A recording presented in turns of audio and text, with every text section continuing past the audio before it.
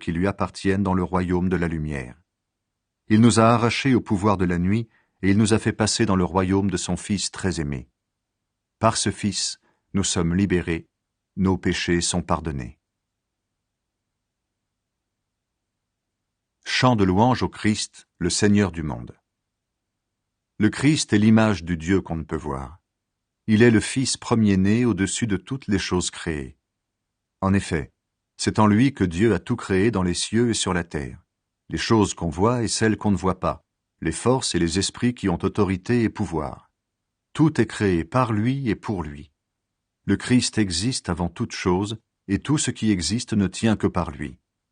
C'est lui qui est la tête du corps, c'est-à-dire de l'Église. Il est le commencement, celui qui le premier s'est levé de la mort pour être le premier de tous, toujours et partout.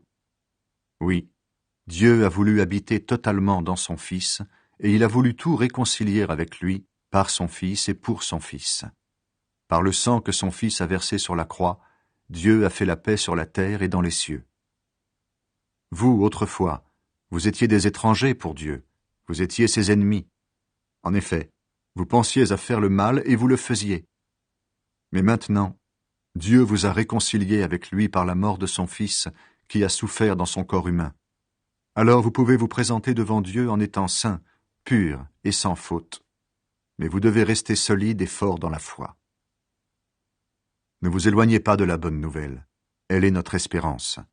Vous l'avez entendu, on l'a annoncé à tout ce qui existe sous le ciel, et moi, Paul, je suis devenu le serviteur de cette bonne nouvelle. Paul souffre et lutte au service de l'Église. Maintenant, je suis heureux de souffrir pour vous. En effet, dans mon corps, je continue à participer aux souffrances du Christ pour son corps, c'est-à-dire pour l'Église. Je suis devenu le serviteur de l'Église pour faire le travail que Dieu m'a demandé. Je dois vous annoncer la parole de Dieu tout entière. Cette parole, c'est le mystère caché à toutes les générations depuis toujours. Maintenant, Dieu l'a montré clairement à ceux qui lui appartiennent. Il a voulu leur faire connaître la grandeur de ce mystère et sa richesse pour tous les peuples. Ce mystère, le voici. Le Christ est au milieu de vous, et par lui, vous espérez participer à la gloire de Dieu. C'est ce Christ que nous annonçons. Nous donnons à chacun des conseils et un enseignement avec toute la sagesse possible pour que tous deviennent adultes dans le Christ. C'est pourquoi je travaille et je lutte avec la force du Christ qui agit en moi avec puissance. Oui, je veux vous faire savoir ceci. Je dois lutter durement pour vous, pour les chrétiens de Laodicée et pour tous ceux qui ne m'ont jamais vu de leurs yeux. Je veux qu'ainsi leur cœur soit plein de courage, qu'ils soient unis dans l'amour et totalement remplis d'intelligence. Alors ils connaîtront le projet caché de Dieu. C'est le Christ qui le réalise, et tous les trésors de la sagesse et de la connaissance sont cachés en lui. Je dis cela pour que personne ne vous trompe avec de beaux discours. Bien sûr, je suis loin de vous, mais mon cœur est avec vous. Je suis content de voir que chez vous, tout se passe dans l'ordre et que votre foi au Christ reste solide. Le Christ seul donne la vie. Vous avez reçu le Christ Jésus comme Seigneur. Eh bien, vivez unis à lui.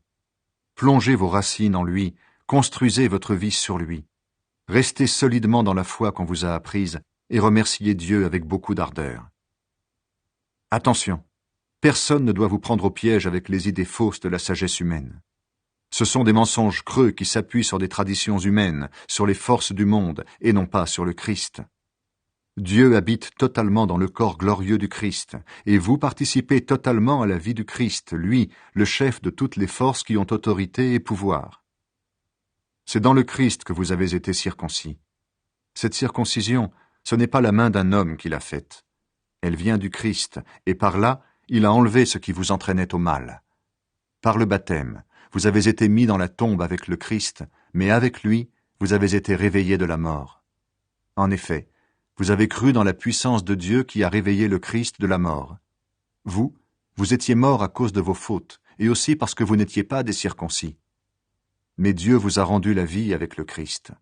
Il nous a pardonné toutes nos fautes. Il a effacé le document de nos dettes qui nous accusait et qui était contre nous à cause des règles établies. Et il l'a détruit en le clouant sur la croix. Dieu a enlevé leur puissance aux esprits qui avaient autorité et pouvoir. Il a présenté ces esprits devant tout le monde et il les a traînés comme des prisonniers dans le défilé victorieux de son Fils. Donc, personne ne doit vous condamner à cause de ce que vous mangez ou buvez ou au sujet des fêtes de la nouvelle lune et du sabbat. Tout cela, c'est l'ombre de ce qui doit venir. Mais ce qui existe réellement, c'est le Christ. Personne ne doit vous priver de la victoire. Je pense aux gens qui se font tout petits devant les anges pour leur rendre un culte. Et ils donnent aussi trop d'importance aux choses qu'ils voient en rêve. Ces gens-là ont des idées trop humaines, cela les gonfle d'orgueil, ils ne s'attachent pas au Christ qui est la tête. Pourtant, c'est la tête qui donne au corps ce qui est nécessaire. Par elle, les articulations et les muscles tiennent bien ensemble, et c'est Dieu qui fait grandir ce corps. Vous êtes morts avec le Christ, et les forces du monde ne comptent plus pour vous. Mais vous faites comme si votre vie était encore sous le pouvoir de ces choses-là. Pourquoi est-ce que vous obéissez à ces règles? Ne prends pas ceci, ne goûte pas cela, n'y touche pas. Elles sont faites pour des choses qui disparaissent dès qu'on s'en sert. Ce sont des règles et des enseignements inventés par les êtres humains.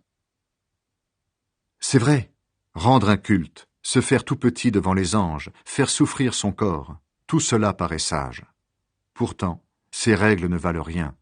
Elles servent seulement à satisfaire des désirs humains.